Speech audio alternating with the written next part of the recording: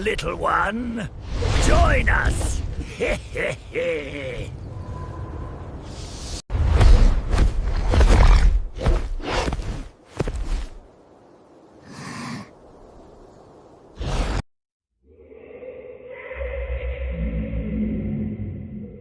When the deep curtains of night descend, and the familiar world is swallowed by an encroaching, velvety blackness, we often tend to forget the otherworldly horrors that lurk just beside the thin veil of our daily lives. As the sun dips below the horizon, the long shadows stretch like skeletal fingers across the pavement, and the once comforting sounds of the city are replaced by a heavy, expectant silence that seems to vibrate with an unseen energy. It is in these moments when the boundary between the known and the unknown thins to a translucent membrane that we might catch a glimpse of something that defies all logic. We tell ourselves that the rustle in the bushes is merely the wind, or that the flicker in the corner of our eye is just a trick of the fading light. Yet deep within our DNA, a primal alarm begins to chime. Throughout history, the tales whispered by our ancestors have served as a roadmap for this darkness, chronicling entities that awaken a visceral, instinctual dread we thought we had evolved past. Among these legends, few carry the same chilling weight or leave such a permanent, jagged scar on the psyche as the one known as Shuddering. To truly grasp the magnitude of the terror this being represents, one must look beyond the simple label of a ghost or a monster. It is a manifestation of the uncanny, a visual assault that bypasses reason to strike directly at the core of our survival instincts. Some say that merely laying eyes upon it is enough to shatter a person's sanity, causing the heart to seize in a final, frantic rhythm of pure desperation. Originating from the fog-shrouded peaks and the deep, isolated valleys of Niigata and Fukushima prefectures, this entity is not a mere campfire story designed to frighten children. It is a masterclass in psychological horror, a being that weaponizes the very concept of sight and exploits our deep-seated, subconscious associations with color to create a sense of absolute, suffocating despair. Tonight, we shall peel back the layers of this vermilion-soaked nightmare, examining every gruesome detail and every psychological nuance of the story. I invite you to wonder, as the night grows colder around you, if you were walking down a desolate path and a stranger called out to you with a voice like dry leaves scraping on stone, only to turn around and reveal a face as flat and red as a lacquered tray. Would you truly be able to maintain your grip on reality? To begin to understand the enigma of Shuddering, we must first confront the sheer, jarring unnaturalness of its physical form, a description that deliberately eviscerates our understanding of human anatomy. In the dusty scrolls and oral traditions of the Tohoku and Hokuriku regions, the appearance of this creature is described with a consistency that is as haunting as it is bizarre. Its face is not a face in any sense. We recognize it is described as being as flat, round, and featureless as a large serving tray or a bone. There are no ridges for eyebrows, no protrusion for a nose, and no gentle curve of the cheekbones to catch the light. It is a void of topography, a sudden and violent simplification of the human visage into a single, terrifying geometric plane. But it is the color that truly sears itself into the mind of the witness. This is not the dull red of a sunset or the muted rust of dried blood. It is a vibrant, aggressive, and deep vermilion, as if the entity's entire head had been meticulously coated in the finest, most expensive cinnabar lacquer. This particular shade of red, known as shu in Japanese, possesses a glossy, almost wet sheen that seems to pulse with a life of its own, even in the dimmest light. Imagine the visual dissonance of such a thing appearing in the darkness. Our brains are hardwired to seek out the familiar patterns of eyes, nose, and mouth to determine the intent of a stranger, yet Shuddering offers only a flat, brilliant surface that reflects nothing but our own mounting fear. Some accounts add that within this sea of vermilion, two eyes like oversized ceramic plates bulge outward, staring with an unblinking, glassy intensity that suggests a consciousness entirely alien to our own. When it deigns to show its mouth, it is said to rip open from ear to ear, revealing rows of jagged yellowed fangs that contrast sharply against the pristine red of its skin. The sheer visual impact of this creature is a form of sensory overload. It is as if a piece of the world has been erased and replaced with a high-contrast, impossible object. This feeling of wrongness, of a fundamental break in the laws of nature, is the primary weapon of Shunobon. Have you ever encountered something so fundamentally impossible that your mind simply refused to process it? For a few agonizing seconds, leaving you frozen as the reality of the threat slowly began to sink in. The true horror of this specter, however, lies not just in its grotesque mask, but in the calculated and malevolent way it chooses to reveal itself to its victims. It does not simply leap from the shadows like a common beast. It engages in a cruel psychological game that exploits the human need for connection and safety. One of the most enduring and terrifying accounts comes from the deep mountains of Niigata, involving a young man who found himself caught on a high mountain pass. Long after the sun had vanished, the air was thick with a damp, clinging mist that muffled the sound of his own footsteps, creating an eerie sense of isolation. His only goal was to reach the next village, his heart racing with every snap of a twig in the undergrowth. Then through the gray veil of the fog, he spotted the silhouette of another traveler.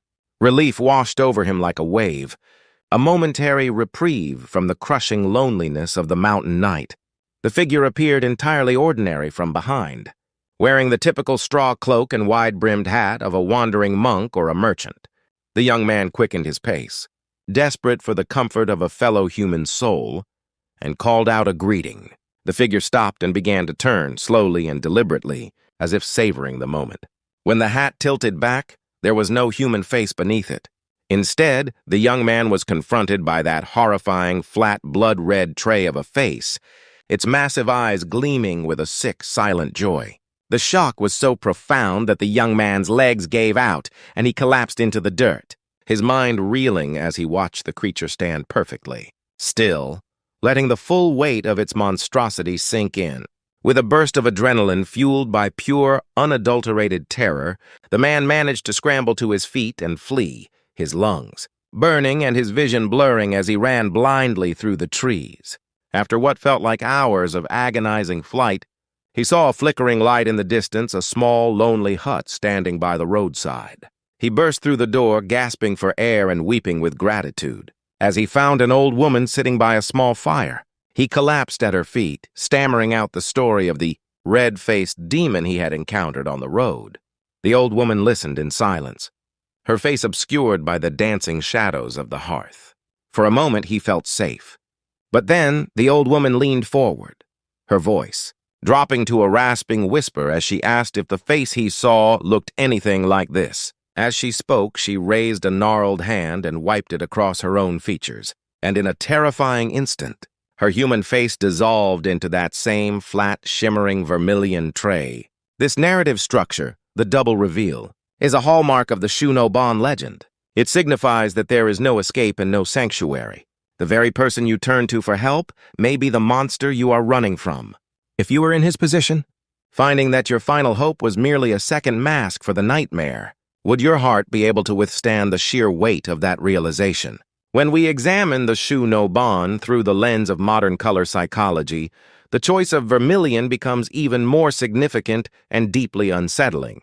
In the human brain, the color red is processed with a unique urgency, as it is tied to our most basic survival mechanisms. It is the color of passion and energy, yes, but it is also the undeniable signifier of fire, blood, and imminent danger.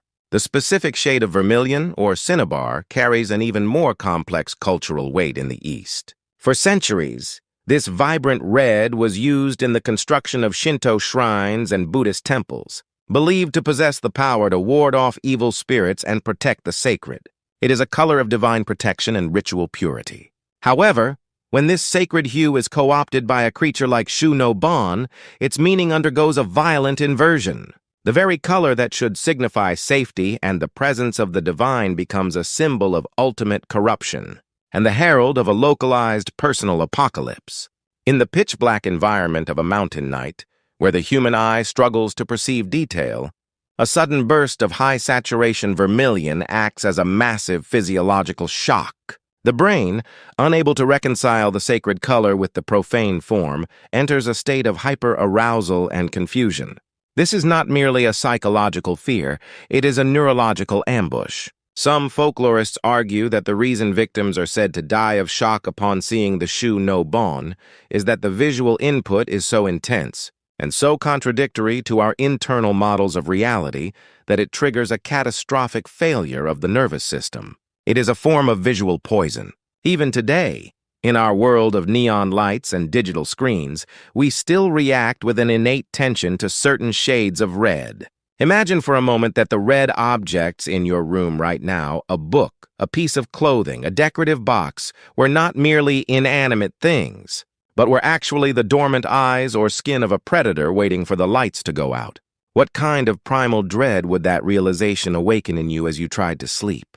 The true nature and origin of the Shu no Bon remain shrouded in a thick layer of mystery and competing theories, each adding its own flavor of unease to the legend. One fascinating hypothesis suggests that the creature is a type of tsukumogami, or a tool that has acquired a soul after reaching its 100th year of service. In this case, the entity might have originated from a massive, ornate lacquer brush or a ceremonial tray used in high-class households or temples. If such an object were discarded or forgotten, its resentment could manifest as this bizarre, face-stealing entity, taking the form of the very lacquer it once applied or held. This gives the creature a motive of bitterness and a strange, mechanical coldness. Another prevailing theory identifies the Shu no Bon as a manifestation of ancient, powerful mountain spirits or shapeshifters, such as the kitsune or tanuki, who have grown tired of simple tricks and have crafted this specific form to harvest the most potent of human emotions,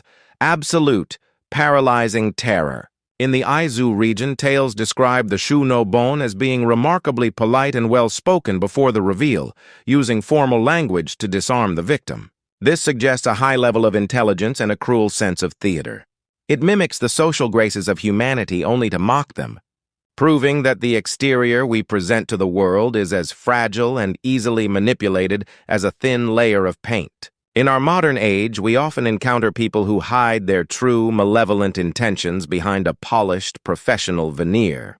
The Shu no Bon serves as a chilling metaphor for this social deception, a reminder that the most dangerous monsters are often the ones who know exactly how to sound like a friend. If the person sitting across from you right now, someone you've known for years, were to suddenly reach up and smooth over their own features to reveal a blank red void, would you be more afraid of the monster itself, or the fact that you never truly knew who they were?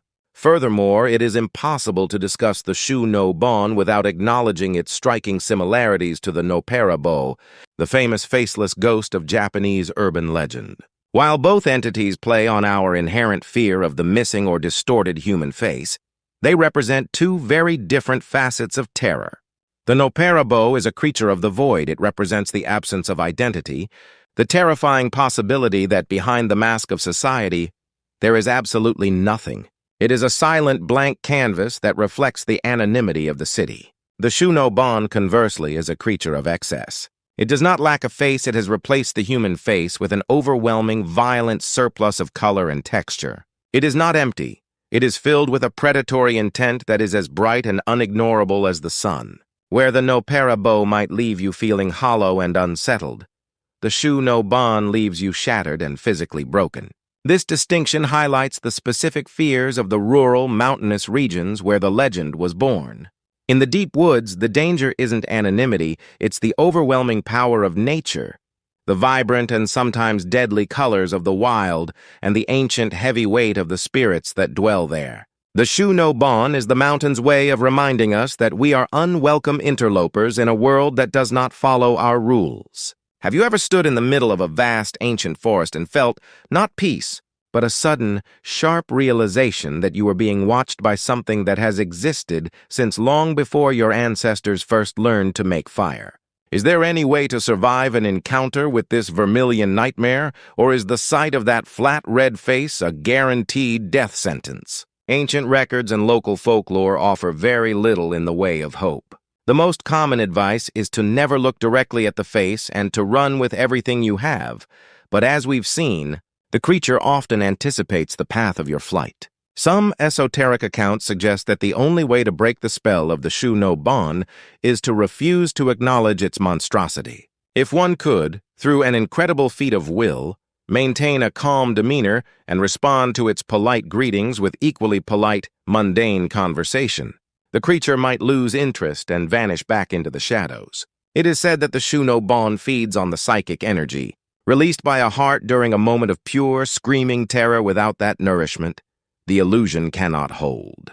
However, to stay calm when a 3-foot-wide, fanged red tray is staring at you from a foot away is a task that few, if any, mortals could ever achieve. The physical reaction to such a sight, the surge of cortisol, the constriction of the throat, the buckling of the knees is largely involuntary. In many ways, the Shunobon is the ultimate predator because it hunts using our own biology against us. It is a trap that we fall into the moment we open our eyes. I encourage you to share in the comments if you have ever experienced a moment of such intense fear that your body simply stopped responding to your commands. What did you see in that moment, and did it leave a lingering stain on your memory? In our current, hyper-connected world, one might think that a legend as specific as the Shunobon would have faded into obscurity, replaced by the digital horrors of the internet.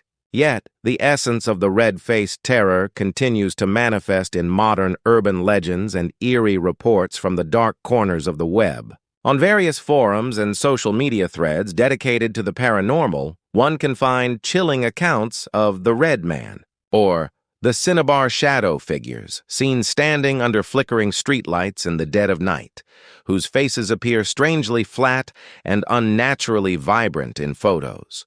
Others report seeing a distorted red reflection in their computer screens or windows during a late-night storm, a reflection that doesn't quite match their own movements. These are the modern iterations of the Shunobon, adapting to our new environments, while maintaining that same core element of visual and psychological assault.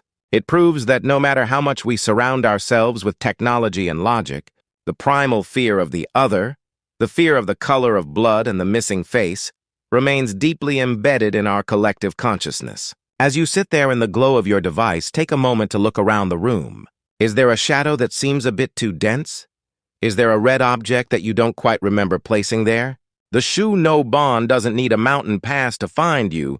It only needs a moment of doubt and a sliver of darkness. As we reach the conclusion of this long and shadowed journey into the heart of one of Japan's most visceral legends, we are left with a sobering realization. The story of the Shunobon is more than just a ghost story. It is a profound exploration of the limits of human perception and the enduring power of the uncanny. It teaches us that the things we find most beautiful, the deep reds of a sacred shrine, the elegant gloss of a lacquered tray can, in the right circumstances, be twisted into instruments of absolute terror. It reminds us that our sense of safety is a fragile construct, easily shattered by a single impossible sight.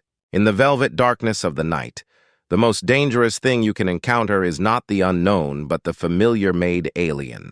This story, once heard, cannot be unheard. It will linger in the back of your mind, a small, vermilion seed that will sprout whenever you find yourself alone on a quiet road or in a darkened room. You will find yourself checking the corners of your vision, searching for that impossible flat surface. You will find yourself wary of the color red, wondering if it's just a pigment or something far more malevolent. The terror of the Shunobon is contagious, a memory that takes root and refuses to be withered by the morning sun. Please, be careful tonight as you move through your home. Ensure that your doors are locked and your curtains are drawn tight against the world outside. And if, in the silence of the night, you hear a soft, polite voice calling your name from the shadows, do not turn around. Do not look. For if you do, the last thing you see in this life might be a face as red and flat as a tray, smiling at you with teeth you were never meant to see. I hope you found this deep dive into the legend of the Shunobon as fascinating as it was disturbing.